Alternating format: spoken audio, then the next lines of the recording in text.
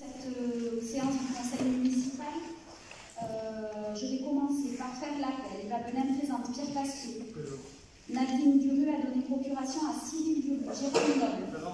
Caroline Guéraud, on va se renseigner de savoir si elle arrive ou pas. Frédéric Lahari. Cathy Vicente Cochon.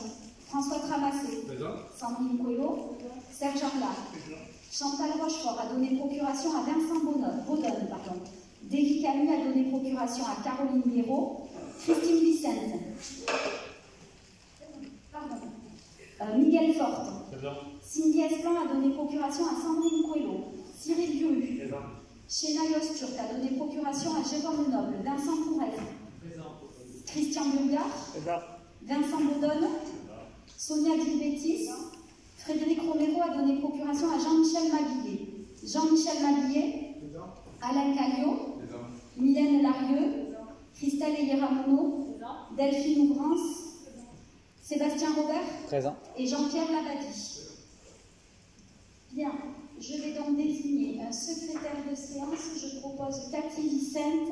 Est-ce qu'il y a des votes contre ou des abstentions? Donc Cathy Vicente sera secrétaire de séance. Concernant le PV du dernier conseil municipal, nous n'avons pas reçu de demande de modification de personnes. Je vous propose donc de l'adopter tel qu'il vous avait été adressé. Est-ce que ça suscite des remarques ou des questions? Non. Des votes contre ou des abstentions? C'est donc adopté à l'unanimité. Je vous remercie. Juste un point là. Oui. Bonsoir. Donc Madame Romero, excusez pour le travail de l'État. Vous nous avez posé la question il y a quelques temps pour savoir si les horaires allaient nous adapter pour les conseils municipaux. Et effectivement, on a des gens qui travaillent sur Bayonne, donc Biarritz et Finistère. Effectivement, les conseils à 18h30 pour nous, c'est compliqué.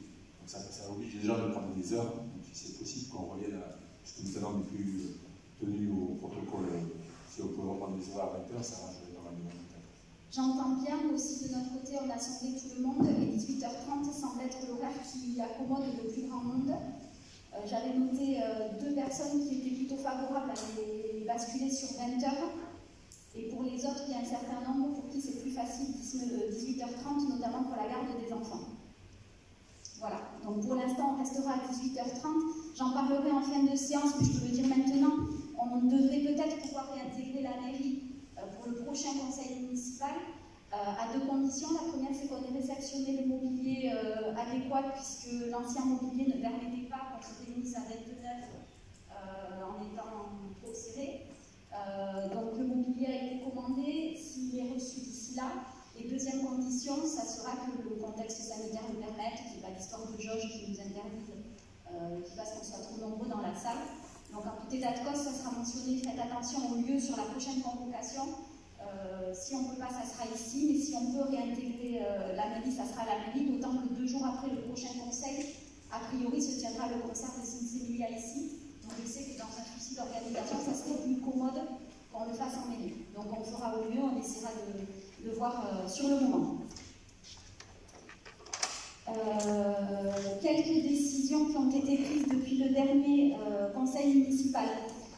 D'abord une décision concernant un avenant numéro 1 au marché de travaux de l'entreprise STTB par rapport à la construction du bassin d'infiltration des eaux pluviales sur l'avenue du Puy-Saillant. Donc il s'agit d'un avenant pour un montant de 6 737,20 € et 20 centimes. Est-ce qu'il y a des questions sur cet avenant? Deuxième décision, c'est suite à la mise à disposition d'un emplacement sur le marché dominical pour l'Aviron Bayonnais qui nous a sollicité un peu en dernière minute pour venir vendre des abonnements cet été. Ils ont donc positionné un bus sur le marché qui a connu un certain succès apparemment, et comme tous les commerçants de la place du marché, on leur demande donc une redevance qui s'établit à 135 €. Des questions? La suivante, c'est l'avenant numéro 1 au marché de maîtrise d'œuvre par rapport à l'aménagement de l'îlot 3. Donc c'est ici une moins-value d'un montant de 4 649,09 € TTC. rapport à la prestation du maître d'œuvre. Des questions? Oui. Sur cette décision, on apprend qu'il y a une augmentation de la surface labellisée Passy House, une suppression de divers équipements et une évolution du skatepark, du parc de la nature et du théâtre de verdure. Donc voilà, j'aurais voulu quelques précisions sur ces modifications. On n'a pas eu de commission qui nous annonce ces modifications. Alors pour l'instant, on n'a pas eu nous non plus de nouvelles réunions avec le maître d'œuvre. Il va y avoir une commission urbanisme là ce mois-ci qui va permettre d'exposer justement les ajustements que prévoit le maître d'œuvre. L'histoire du bâtiment passif, ça vous le saviez. Oui, non, mais une augmentation. Il y a une augmentation de la surface. Je vais laisser Pierre Pasquier. Non, mais Pierre va donner les éléments puisqu'il les a. Non, la maison des jeunes reste identique. La configuration extérieure reste identique. Non, modification. C'est simplement augmentation. C'est marqué augmentation. C'est une erreur. Il n'y a rien de modifié en termes de surface. Elle reste identique telle que.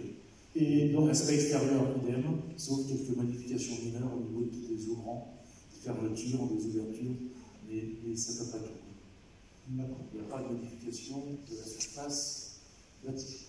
Et donc, sur les équipements extérieurs? Les équipements extérieurs, ça on pourra en discuter en commission si vous voulez, parce que ce n'est pas encore finalisé au niveau de la maîtrise d'œuvre. On a une réunion prochainement de la maîtrise d'œuvre où on doit finaliser ce qu'on veut. Ok. Vous en serez informés au moment de la commission urbaniste qui doit avoir lieu le deuxième quinzaine de septembre.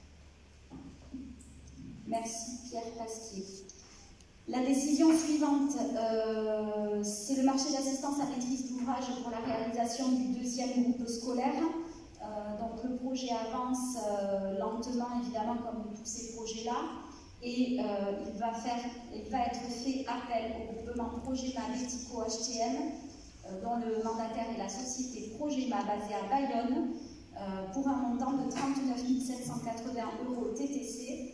Et donc, il s'agira à présent de lancer vraiment le travail avec ce maître d'œuvre pour lui fournir un cahier des charges et pouvoir commencer à travailler sur ce projet. Est-ce que ça génère des questions? Ça sera présenté aussi évidemment à la commission UPA du mois de septembre, puisqu'on n'a toujours pas rencontré de toute façon de manière formelle le maître d'œuvre. Voilà pour les décisions qui ont été prises depuis le dernier conseil municipal. On va donc attaquer l'ordre du jour avec la première délibération, réalisation d'un bassin de rétention et infiltration des eaux pluviales et des réseaux associés sur l'avenue du 11 novembre, approbation d'études de faisabilité. Pierre Pasquier. Donc, réalisation d'un bassin de rétention, infiltration des eaux pluviales et des réseaux associés sur l'avenue du 11 novembre 1918, approbation d'études de faisabilité. Donc c'est un bassin de rétention qui doit avoir lieu à l'emplacement des bâtiments porte-horaires de Century-Vintin. Donc c'est quelque chose qui était déjà programmé depuis un moment. Donc la programmation pluriannuelle des travaux de mise en séparatif de réseaux lancés depuis quelques années par SILEC, réseau eau usée et la commune, réseau eau pluviale, afin d'être en conformité avec les obligations réglementaires et de respecter les prescriptions des schémas directeurs EU et ET respectifs. Également, elle rappelle les travaux de mise en séparatif des travaux eau usée et eau pluviale qui viennent d'être réalisés sur la rue du Prix-Staillant. Dans la continuité, Madame le maire présente au conseil municipal l'étude de faisabilité établie par le bureau d'études AGEO concernant la réalisation d'un bassin de rétention et filtration des eaux pluviales et des réseaux associés sur l'avenue du 11 novembre 1918. Le bassin sera localisé sur une partie de la parcelle cadastrée section AR 435 qui sera rétrocédée à la commune par la SCCV et Patio de l'Astrade, 20 avenue de Camperane à 33 600 Pessac. Donc le montant provisionnel des travaux et frais d'hiver, maîtrise d'œuvre sondage, s'élève à 187 000 € par place, soit 224 000 € TTC. À cet effet, Madame le maire demande au conseil municipal de bien vouloir doivent se prononcer sur ce dossier. Voilà.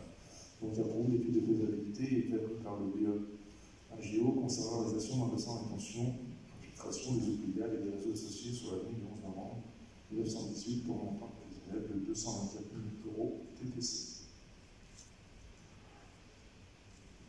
Avant que vous posiez des questions, je note que Caroline Cagny est arrivée et qu'elle pourra donc participer au vote pour elle et pour la procuration qu'elle a reçue. Est-ce qu'il y a des questions sur cette délibération? Non. Des votes contre ou des abstentions? C'est donc adopté à l'unanimité, je vous remercie. La suivante, autorisation donnée à Madame le maire pour la réalisation des opérations utiles à la gestion financière de la commune, Serge Arlat.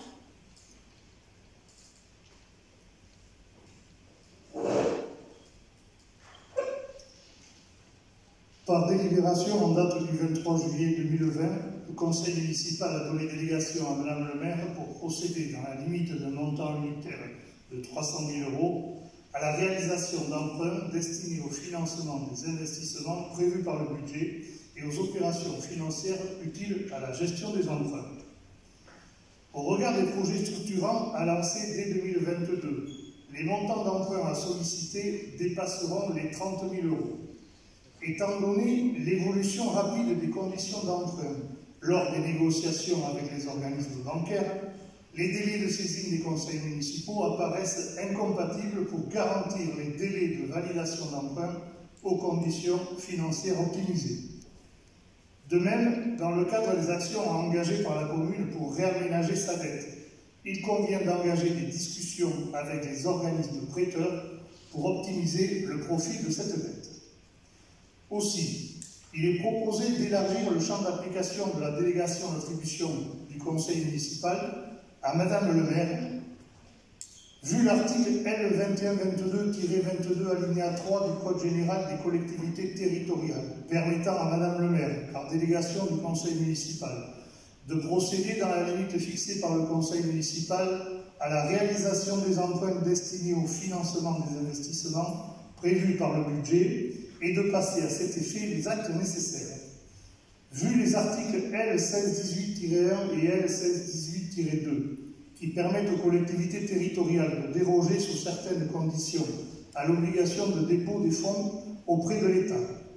Vu la délibération numéro 2020-07-06 en date du 23 juillet 2020, précisant les délégations données à Madame le maire par le conseil municipal, en application de l'article L2122-22 du Code général des collectivités territoriales et qui fixe le montant maximum annuel d'ouverture d'une ligne de trésorerie à 300 000 €. Considérant la nécessité de préciser les délégations données à Madame le maire par le conseil municipal, en application de l'article L2122-22 du Code général des collectivités territoriales, vu l'avis favorable de la Commission des finances réunie en date du 26 août 2020, il est demandé au titre de l'article 1 de donner délégation à Madame le maire pour la réalisation des emprunts destinés au financement des investissements prévus par le budget, conformément au terme de l'article L2122-22 alinéa 3 du Code général des collectivités territoriales et dans les conditions et limites ci-après définies.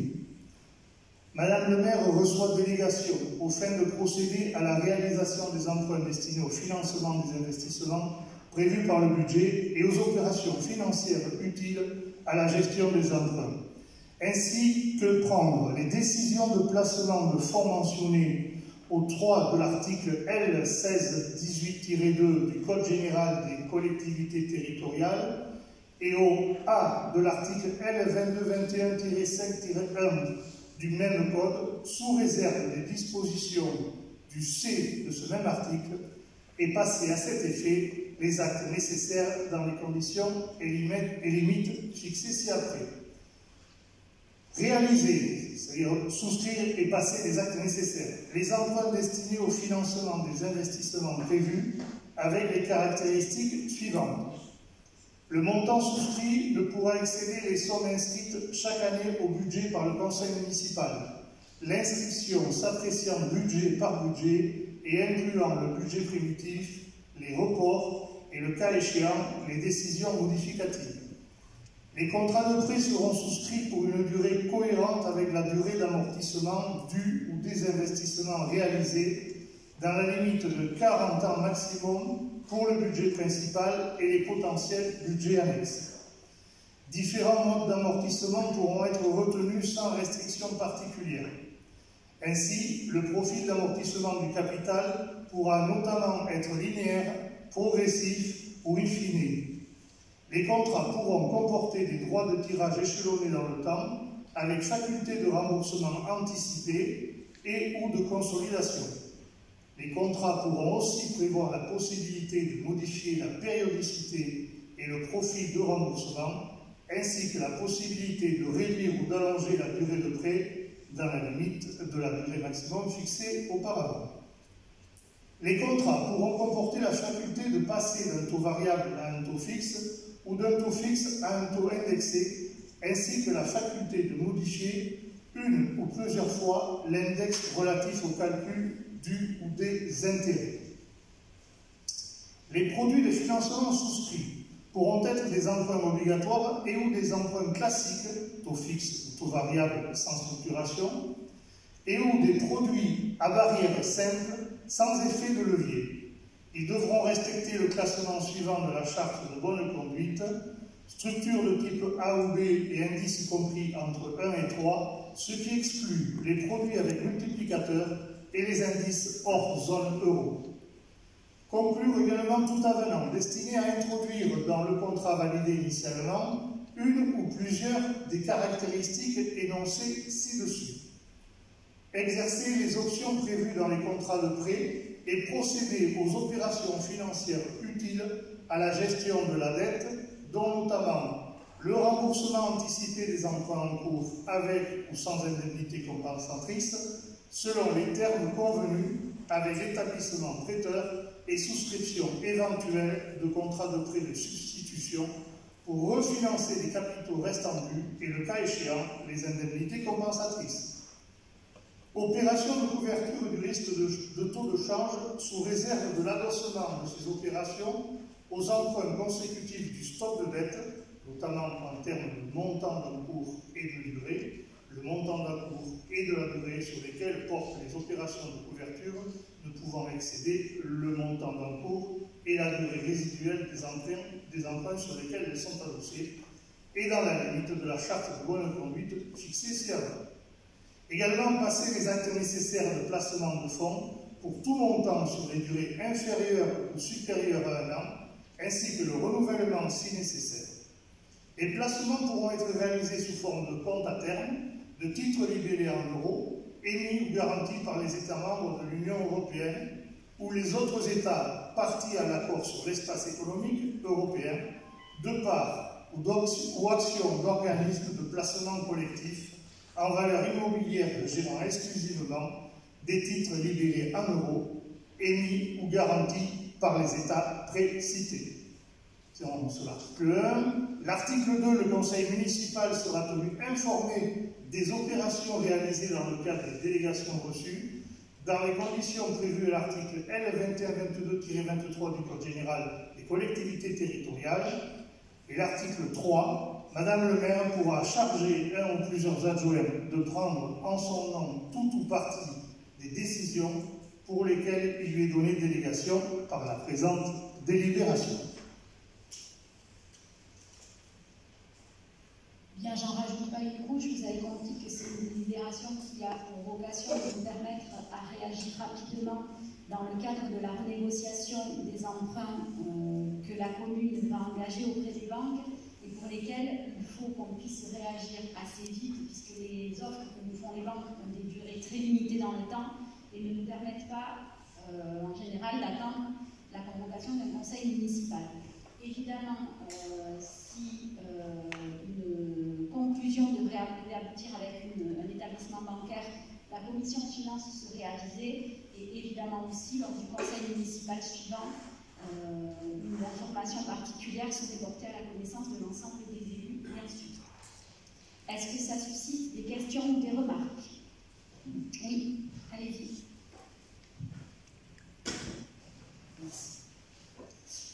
Donc, tout d'abord, nous remercions M. Arla et M. Lenné de nous avoir transmis en amont du Conseil les compléments d'information que nous avions demandés. Mais au vu de ces derniers, le groupe Vivre a décidé de voter contre, et ce pour les raisons suivantes. La renégociation qui va être entamée avec la Caisse d'épargne va porter principalement sur l'étalement des emprunts sur 20 ans.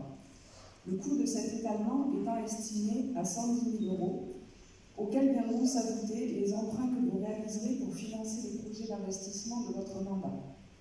Selon l'estimation de votre BPI, les montants d'emprunt devraient ramener la dette de la commune à son niveau le plus haut, et ce pour les 20 prochaines années. Cela signifie qu'après votre mandat, il ne sera plus possible pour la commune d'emprunter et de faire des investissements pendant 20 ans. Même si on peut comprendre qu'il y ait des investissements nécessaires aujourd'hui, on peut supposer qu'il y en aura d'autres tout aussi nécessaires au cours des 20 ans à venir. Deuxième élément, nous ne souhaitons pas laisser à Madame le maire ou au Conseil carte blanche pour réaliser de nouveaux emprunts pour un montant supérieur à 300 000 €, sans en référer auparavant au Conseil municipal. En effet, vu le peu de commissions thématiques tenues, hormis les finances et le développement économique, nous ne disposons d'aucune information au débat préalable sur les projets modifiés ou à venir. De plus, s'agissant de montants d'argent public très importants, il nous semble d'autant plus symbolique et nécessaire que ces projets de demande d'emprunt qui y sont liés soient présentés en conseil municipal et devant la population.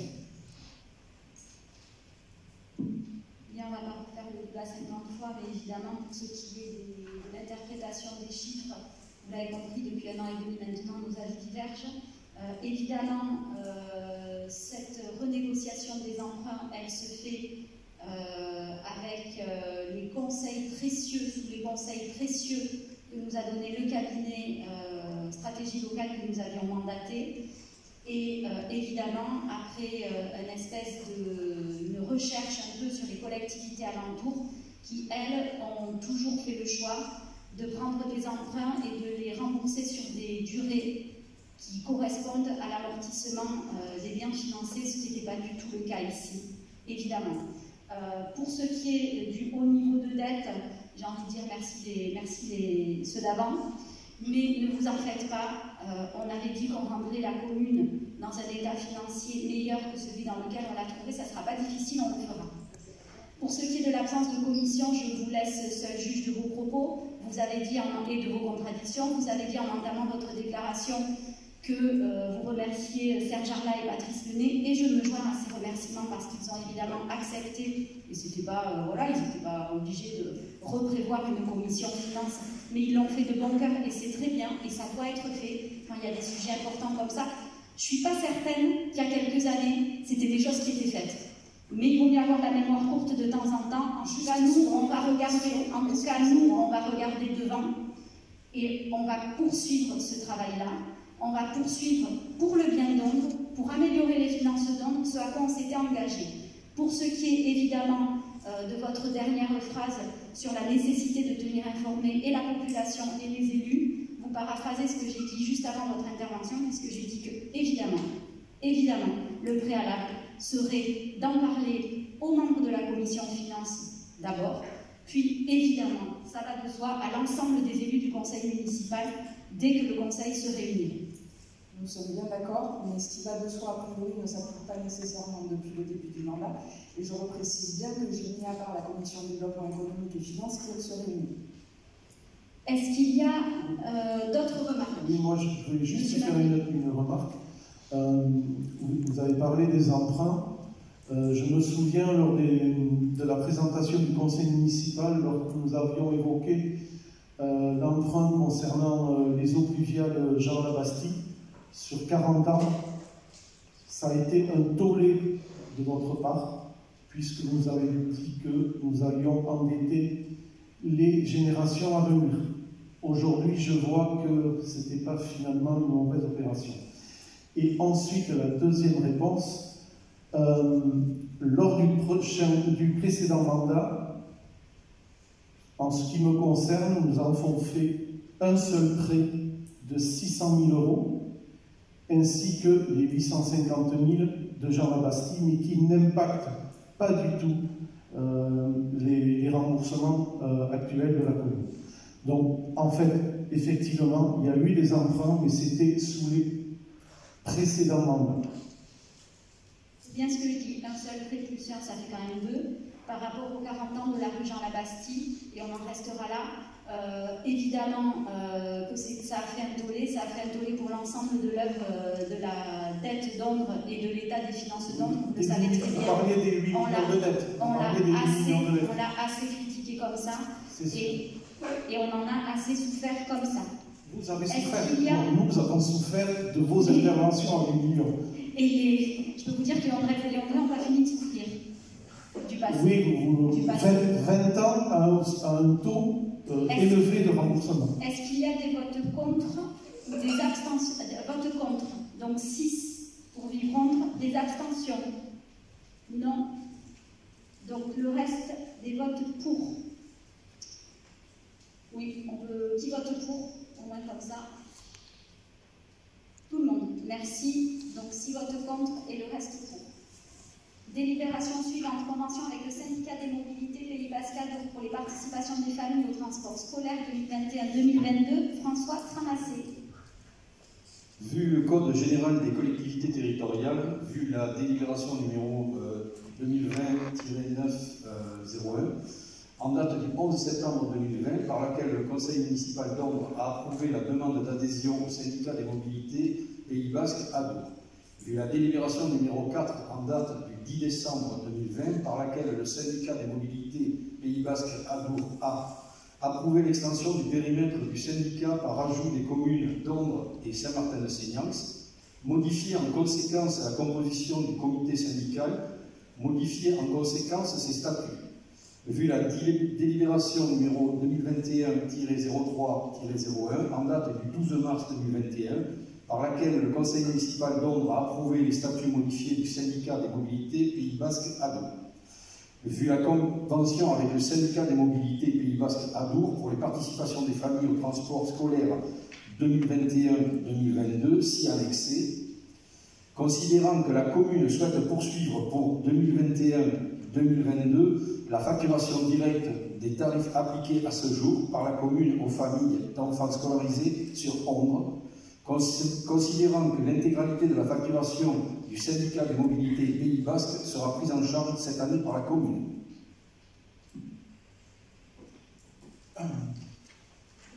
Il nous est donc demandé d'approuver la convention avec le syndicat des mobilités Pays Basque Adour pour la prise en charge des participations financières des familles au regard du service de transport scolaire 2021-2022. Est-ce qu'il y a des questions? Juste une question. Dans la dernière phrase, considérant que l'intégralité de la facturation du syndicat de mobilité Pays Basque Adour sera prise en charge cette année par la commune, c'est cette année scolaire ou cette année civile? Cette année scolaire. Cette année scolaire, puisque c'est des conventions annuelles qui seront renouvelées a priori à chaque rentrée. Est-ce qu'il y a d'autres questions, d'autres remarques? Des votes contre? Des abstentions? 6 abstentions. Je vous remercie. Délibération suivante. Approbation de la convention triennale tarification sociale des cantines scolaires. Caroline Guéraud. Madame le maire rappelle au conseil municipal que depuis le 1er avril 2019, l'État soutient la mise en place de la tarification sociale dans les cantines scolaires pour permettre aux enfants des familles les plus modestes de manger à la cantine pour 1 € maximum. Elle rappelle au conseil municipal les décisions du maire suivantes. La numéro 2019-22 du 21 août 2019, modifiant les tarifs du service de restauration scolaire afin de prendre en compte la tarification sociale à partir de la rentrée de septembre 2019. Et la décision 2021-27 du 7 juillet 2021 portant sur le renouvellement du dispositif de tarification sociale des cantines à compter du 1er septembre 2021. Depuis le 1er avril 2021, l'État a amplifié ce dispositif. Il s'engage désormais à soutenir les collectivités territoriales sur une durée de 3 ans à travers la signature d'une convention. Afin de pouvoir continuer à bénéficier du soutien de l'État, Madame le maire demande au conseil municipal de l'autoriser à signer la convention triennale liant la commune à l'agence de services et de paiement, assurant l'instruction des dossiers et le paiement de l'aide pour le compte de l'État. La nouveauté réside un peu dans la durée de cette convention, puisque maintenant on passe sur une convention triennale. Est-ce que ça suscite des questions? Non. Des votes contre ou des abstentions? J'imagine que non. C'est donc adopté à l'unanimité. Je vous remercie. La délibération suivante, création d'un poste d'auxiliaire de puériculture principal de deuxième classe à durée déterminée sur un emploi permanent. Serge Arla.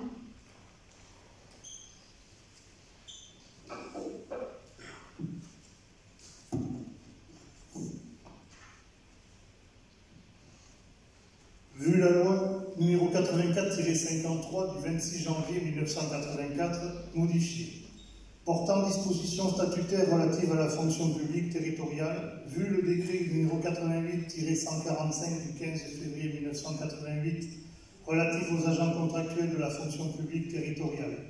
Madame le maire expose à l'Assemblée délibérante qu'il est nécessaire de prévoir la création d'un contrat de travail à temps non complet pour un agent contractuel effectuant un remplacement d'agents titulaires placés en congé annuel. Ainsi, il convient de créer un CDD de droit public, article 3-1 de la loi du 26 janvier 1984, d'auxiliaire de puériculture principale de deuxième classe, donc catégorie C, à temps non complet 25 heures sur 35, pour la période du 3 septembre au 31 décembre 2021. L'agent affecté à ce poste sera chargé d'organiser et d'effectuer l'accueil et les activités qui contribuent au développement de l'enfant dans le cadre du projet éducatif de la maison de la petite enfance. L'agent sera rémunéré sur la base de l'indice brut 353 correspondant au premier échelon de l'échelonnement indiciaire du grade des auxiliaires de puériculture. L'agent pourra bénéficier de l'application du régime indemnitaire dans les conditions fixées par la délibération du 21 décembre 2017, modifiée le 20 décembre 2018. Donc, il est donc demandé d'approuver dans ces conditions ci-dessus énumérées la création d'un CDD auxiliaire de puériculture C à temps non complet 25 heures du 3 septembre au 31 décembre 2021. Charge Madame le maire d'accomplir toutes les formalités nécessaires pour l'aboutissement de cette décision. Précise que les crédits nécessaires ont été inscrits au budget primitif 2021 au chapitre et articles prévus à cet effet. Des questions? Madame Miramon. Une intervention, une question. En juillet, Madame Birocani nous avait dit envisager une commission éducation semaine 34 et 35, ce qui n'aura pas eu lieu. Il nous semble que ce genre de sujet aurait eu pleinement sa place en commission, ce qui permettrait, dans le respect des agents, d'échanger en amont de la délibération. C'est pourquoi nous nous absentons. Et puisque nous évoquons le renouvellement de la création de postes, pourriez-vous, comme vous l'aviez annoncé dans le conseil municipal du 3 juin, nous présenter prochainement le nouvel organigramme? Par rapport à votre abstention, que la commission n'ait pas eu lieu, effectivement, elle était prévue et on a été retardé par le travail en cours au niveau du CELF et on a été très absorbé par ça, mais elle va avoir lieu très vite. Par contre, c'est des sujets de toute façon qui ne seraient pas abordés en commission, puisqu'il s'agit là de ressources humaines, et ce n'est pas des sujets, c'est des dossiers purement nominatifs, ça ne sera pas abordé en commission. Si vous voulez vous abstenir, vous vous abstenez, mais finalement vous vous abstenez contre la création de postes à des agents. Peu importe. Alors, et par rapport, je termine. Par rapport à votre dernier propos, du coup j'ai perdu le fil, sur l'organigramme, les modifications ne sont pas terminées puisqu'il y a encore des changements en cours. Donc on se proposait d'attendre, d'avoir une organisation consolidée pour le présenter, mais Patrice Menet est toujours en cours de bouger des agents qui ont fait part de souhaits de mobilité interne ou autre, auxquels on essaie de répondre au mieux. Et donc pour l'instant, ce n'est pas encore consolidé, c'est pour ça qu'on attend un petit peu d'y voir un peu plus clair. Est-ce que vous pensez que d'ici la fin de l'année, on peut le prévoir? On a des recrutements en cours aussi sur la compta, tout ça, donc ce qu'on se propose, c'est d'attendre d'avoir une organisation un peu consolidée, et dès que c'est fait, de vous le présenter évidemment en conseil municipal, si c'est le mieux, on le fera en conseil municipal. Si on peut en octobre, on le fera, Je suis un peu dubitative parce que ça risque ça risque de pas être complètement abouti. Mais on le présentera avant la fin de l'année. Donc, je disais une question. Est-ce que vous pouvez, s'il vous plaît, nous expliquer la nécessité de créer un poste pour remplacer les personnes en congé annuel? C'est pas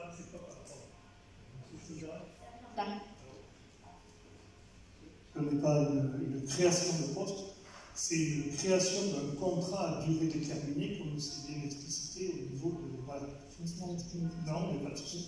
Donc, quelle nécessité de remplacer les gens en congé annuel? Parce qu'il y a quand même la charge d'activité, et il fallait absolument pouvoir recourir à quelqu'un, et donc à créer un poste à durée, un contrat à durée déterminée sur les 3 mois de la dernière année 2021 pour ces activités. En termes de gestion de congé, je suis surprise. Personnellement, je travaille dans le privé. Oui. On n'a embauché personne, c'est du personnel qui était déjà là. D'accord. Oui, c'est donc il n'y a pas de... jamais couvrir les mais c'est quand même des délibérations très administratives. Vous savez que quand les postes sont ouverts et que les agents sont là, on est obligé de prolonger les contrats et on le fait au coup par coup en fonction aussi. Vous savez que sur la crèche, on a des gens qui sont en disponibilité et autres. Donc on le fait au fur et à mesure où on sait que les agents reviennent ou ne reviennent pas. Mais là, on n'embauche personne. C'est des prolongations qui sont faites et qui étaient déjà faites et qui continueront à être faites. Donc là, c'est pour 3 mois, on va se caler sur l'année civile. Mais on n'a embauché personne à la crèche.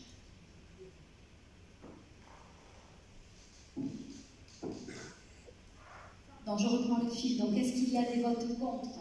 Non. J'ai noté donc 6 abstentions et tout le reste pour. Je vous remercie. La délibération suivante, toujours Serge Arlard, renouvellement d'un poste d'auxiliaire de puériculture principale de 2e classe à durée déterminée sur un emploi permanent. Vu la loi numéro 84-53 du 26 janvier 84 modifiée, portant dispositions statutaires relatives à la fonction publique territoriale. Vu le décret numéro 88-145 du 15 février 1988 relatif aux agents contractuels de la fonction publique territoriale. Madame le maire expose à l'Assemblée délibérante qu'il est nécessaire de prévoir le renouvellement du contrat de travail à temps complet pour un agent contractuel effectuant un remplacement d'un agent titulaire placé en congé maladie. Ainsi, il convient de renouveler un CDD de droit public, article 3-1 de la loi du 26 janvier 84 d'auxiliaire de puériculture principale de 2e classe, catégorie C, à temps complet 35 heures pour la période du 3 septembre au 31 décembre 2021.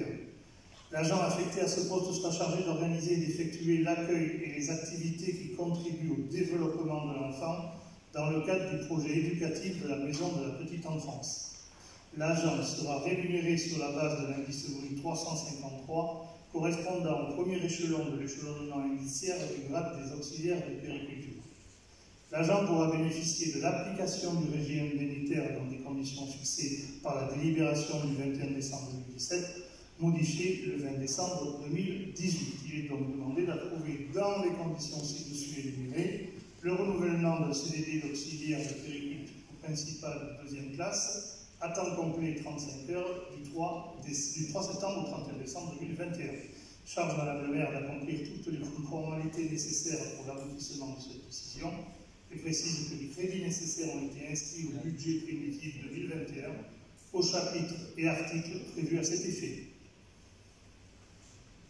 Bien, donc là, à peu près la même que la précédente, donc dans le cadre de l'annualisation toujours, on peut basculer les contrats jusqu'au 31 décembre, comme on l'avait fait au précédent conseil municipal avec les animateurs et on s'en était expliqué, pour cadrer avec les préconisations légales. Madame Meyer-Ramounou. Une question, s'il vous plaît. Pourriez-vous nous éclairer sur l'intitulé « Placé en congé » Qu'est-ce que cela signifie? Là c'est du congé maladie. C'est congé maladie. Ça, c'était sur la délibération dernière, c'est un congé maladie placé en congé maladie. C'est les termes du formalisme au niveau de l'administration. On est là sur c'est pas d'autorité que nous avons placé en congé maladie, c'est les agents techniques. Les agents ou D'autres remarques? Non. Des votes contre? Des abstentions? 6. Très bien. Il reste pour. Délibération suivante, donc la prolongation de la convention de mutualisation d'un poste d'instructeur en urbanisme entre la commune et la communauté de communes. Serge Arlin. Madame le maire rappelle que par délibération en date du 10 juin 2020, le conseil municipal a donné un avis favorable à la mise en place d'une convention de remboursement du salaire et des charges de l'agent en charge de l'urbanisme de la commune d'Ombre et la communauté de communes du Seignance. Cette convention, qui prévoit une prise en charge à hauteur de 50% de la masse salariale correspondante pour chacune des collectivités, a été établie pour une durée d'1 an à compter du 1er juillet 2020. Il convient donc de prolonger la dite convention pour permettre à la poursuite de la mise à disposition de la commune à la communauté des communes, et ainsi assurer la continuité de service au poste d'instruction en urbanisme. Donc, il est demandé de donner un avis favorable au renouvellement de la convention de remboursement du salaire et des charges de l'agent en charge de l'urbanisme de la commune d'Ombre à la communauté des communes du Seignance pour une durée d'1 an à compter du 1er juillet 2021, à raison de 50% de la masse salariale correspondante pour chacune des collectivités. Autoriser Madame le maire à signer la convention correspondante. Une convention qui a été passée de 2 ans, de toute façon, et qu'on renouvelle. Jean-Michel Navier. Simplement une remarque. Je voulais vous faire remarquer qu'en 2016 et 2017, lors du conseil municipal, notre groupe avait voté contre cette mutualisation. Nous voterons bien évidemment pour cette délai. Certainement parce qu'on pensait aussi que ce n'était pas suffisant pour la commune d'Ombre, un demi-poste, et on continue à le penser, c'est pour ça que très vite... Votre argument de l'époque, c'était que vous étiez contre la mutualisation. Aussi. Et donc là, vous avez changé d'avis, après il n'y a que les imbéciles qui changent d'avis. On n'a pas le choix, c'était en cours, et une fois que les agents sont recrutés, vous comprenez bien qu'on fait plus qu'on veut, mais là je vous annonce qu'on a eu... Il n'est plus recruté puisqu'il n'est plus là. Donc, comment ça, il n'est plus là? Vous avez un scoop? Je ne sais pas, non. Ah, j'ai peur. Il me semble, non. Non, il est là. Il est là. Il est là. Mais moi j'ai un scoop, par contre, on va très vite de toute façon se retrouver avec les services de la communauté de communes pour discuter de l'avenir de ce poste mutualisé qui nous ne nous donne pas satisfaction puisque ça veut dire que 2 jours par semaine nous n'avons pas d'instructeurs en mairie, ce qui nous contraint grandement notamment dans l'accueil du public et dans le service qu'on rend aux usagers, puisque tous les lundis et tous les vendredis on n'a pas d'instructeur qui est là. Ce qui nous contraint aussi dans l'organisation de réunions, qui contraint notre DGS et l'ensemble des services dans notre organisation de réunions, et ce qui nous contraint aussi dans les prises de rendez-vous. Donc on va voir au mieux comment on peut fonctionner et voir si on peut se permettre d'avoir peut-être un personnel à temps complet ou en tout cas de ne plus mutualiser, puisque la communauté de communes aussi nous a fait savoir que vu les évolutions réglementaires à venir, ils auraient eux aussi certainement plus de tâches à confier à un instructeur. Est-ce qu'il y a d'autres questions? Des votes contre? Des abstentions? C'est donc adopté à l'unanimité. La délibération suivante, toujours Serge Arlin, on passe sur le volet finance. Il s'agit du retrait de la délibération numéro 2021-06-07 de la séance du 3 juin 2021 approuvant l'ADN numéro 1 du BP 2021. En sa séance du 3 juin 2021, le conseil municipal a approuvé la décision modificative numéro 1 au budget primitif 2021. Il s'avère être une erreur matérielle, computation budgétaire de reprise de matériel, a été relevée par la trésorerie, remettant en cause d'un point de vue comptable cette DM numéro 1 et entraînant son rejet. La présente délibération a pour objet de retirer la délibération initiale pour permettre de soumettre à l'approbation du Conseil une nouvelle décision modificative. Madame le maire demande donc au Conseil municipal de bien vouloir retirer la délibération numéro 2021-6-07 du 3 juin 2021, rendue exécutoire en date du 7 juin 2021.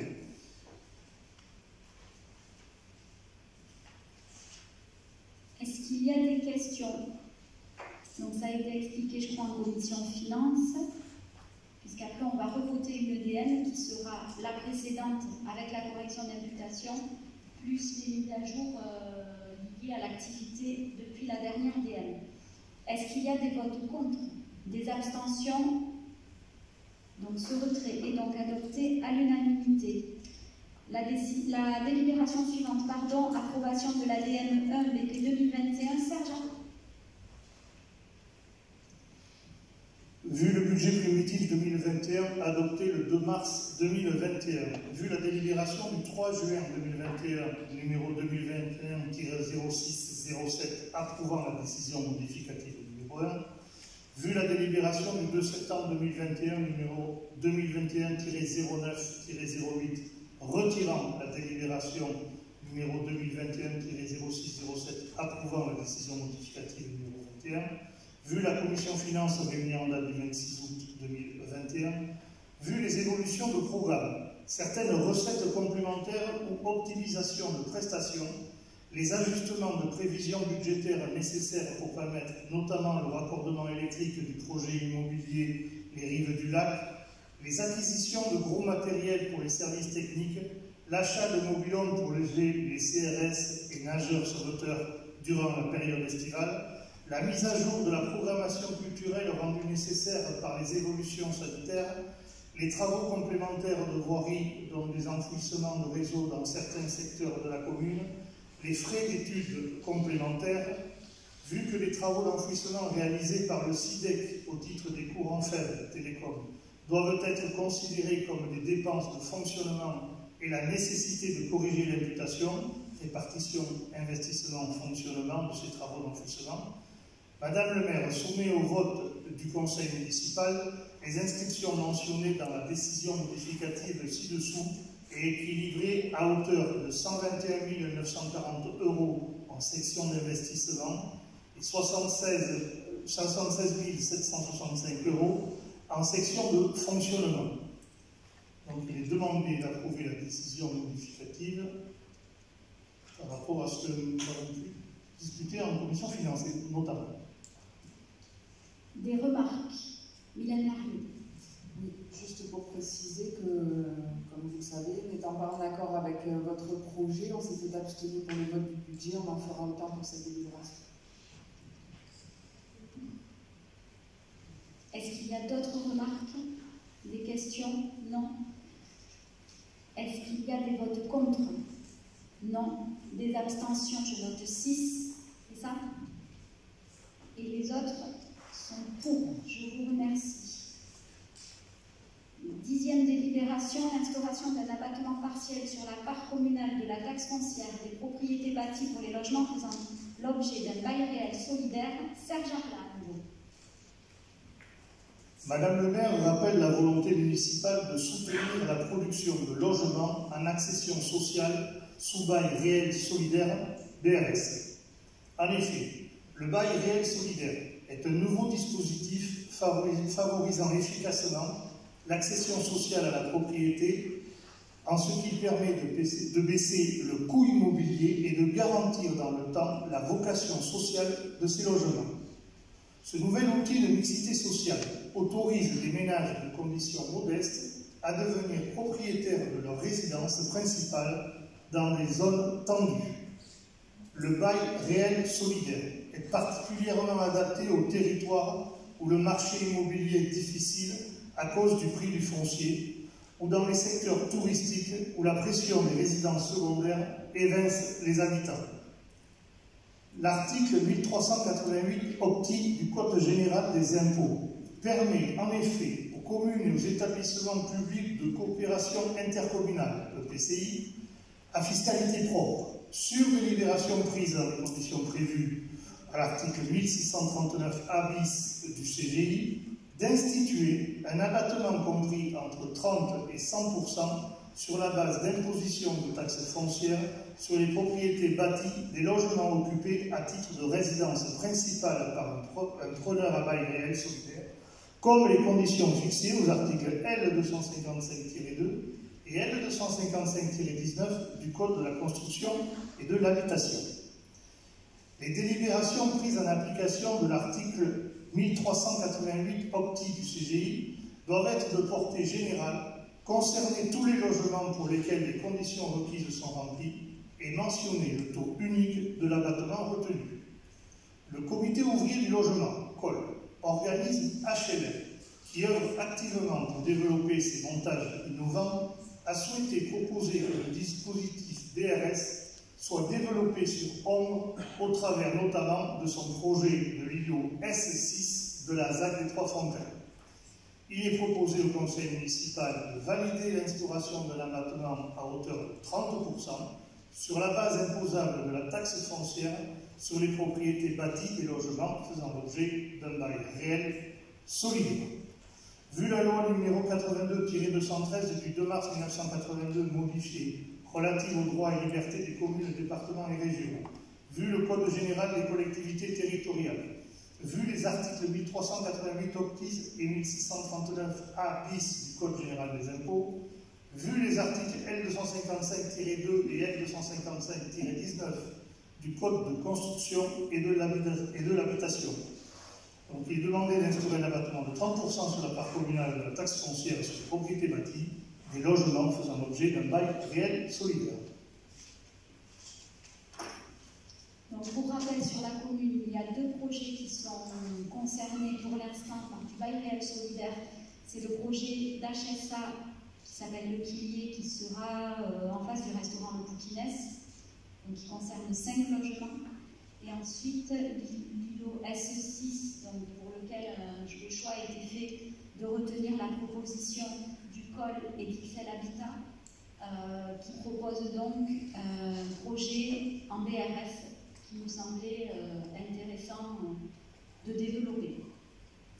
Est-ce qu'il y a des questions par rapport à cette exonération? Donc, vous l'avez compris, on avait le choix de 30 à 100%. Et évidemment, on a pris la température au niveau notamment des bailleurs sociaux pour avoir leur sentiment sur ce que eux préconisaient. Eux préconisent de rester plutôt sur la tranche basse parce qu'il s'agit d'exonération à vie, si vous me permettez l'expression, et il s'agit aussi d'éviter l'inégalité devant l'impôt, à savoir qu'une partie de la population ne se trouve pas exonérée finalement de trop d'impôts par rapport à une autre partie de la population qui le paierait entièrement, tout en ayant à l'esprit qu'on s'adresse aussi là à des familles plutôt alors pas défavorisées, puisque c'est des familles qui sont accompagnées par les banques dans le cadre de projets d'accession à la propriété, mais en tout cas plutôt des classes modestes. Donc il était question de faire un geste sans pour autant que ça soit générateur d'inégalité quelque part. Est-ce qu'il y a des votes contre? Des abstentions? C'est donc adopté à l'unanimité, je vous remercie. La dernière délibération, donc c'est Frédéric Lahari, attribution de subvention à l'association sportive Ondrez. Considérant la demande de subvention adressée par l'ASO au titre de l'année 2021, considérant l'inscription des crédits nécessaires au budget primitif 2021 à l'article 6574, il est proposé au conseil municipal d'accorder une subvention de 20 000 € à l'association sportive Ondrez. Est-ce qu'il y a des questions sur cette subvention, des remarques? Non. Avec un travail de fond qui a été fait, je profite pour remercier les services et Frédéric Lahari et Céline Lebu qui est beaucoup allé sur le clubhouse, en quelque sorte, sur le local de l'ASO. Donc il a fallu remettre aux normes et pour lequel un certain nombre de travaux ont dû être entrepris. Est-ce qu'il y a des votes contre cette délibération? Des abstentions? Non. C'est donc adopté à l'unanimité, je vous remercie. J'ai oublié de faire passer la feuille de présence. Donc je la fais passer pendant que je vous donne 2 ou 3 infos.